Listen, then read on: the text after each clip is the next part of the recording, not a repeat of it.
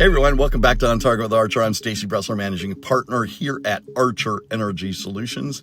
This February, and it is February, it's February 2nd to be exact, we're going to focus on NERC CIP in the cloud. And this is really for our electric utility organizations where they might be considering moving parts of their environment into cloud-based services, whether for scalability, resilience, or modernization. And it's critical to understand how that's going to impact their NERC CIP obligations and their overall security posture. So when an electric utility looks at the cloud, the first question often isn't about technology, it's about scope. What happens when a service that supports systems that could be in scope for CIP moves into the cloud? Suddenly, that boundary of where CIP applies isn't limited to your physical data centers or substations or generation plants. It extends to where that data, control logic, and connectivity lives in a third-party environment. What that means is utilities need to get very clear on what they're putting in the cloud and why. Not every workload or application that touches your control systems belongs in a public cloud. Some may have low operational risk and be suitable for SaaS or LaaS models. Others, particularly anything that touches BES Cyber Systems or influences BES reliability, require some careful evaluation. But it's not just about where the system lives. It's about visibility, control, and accountability. When you adopt a cloud service, you're sharing responsibility with a provider.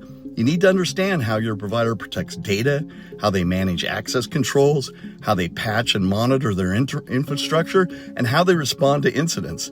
These aren't just cloud deployment questions. These are cybersecurity risk management questions that directly align with the intent and spirit of NERC CIP 13. So, from a compliance perspective, if a cloud-based service supports systems that are in scope for CIP, the requirements don't magically stop at your corporate firewall.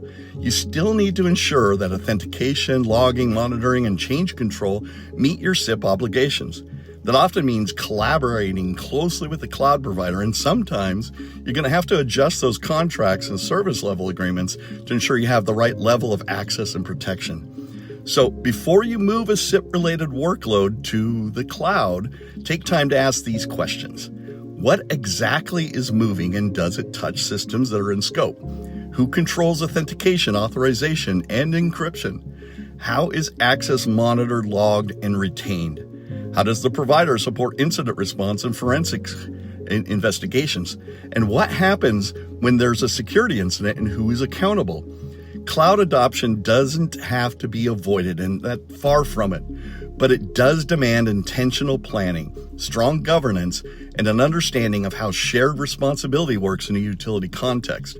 If you start your cloud journey with those principles, you're much more likely to move securely and compliantly.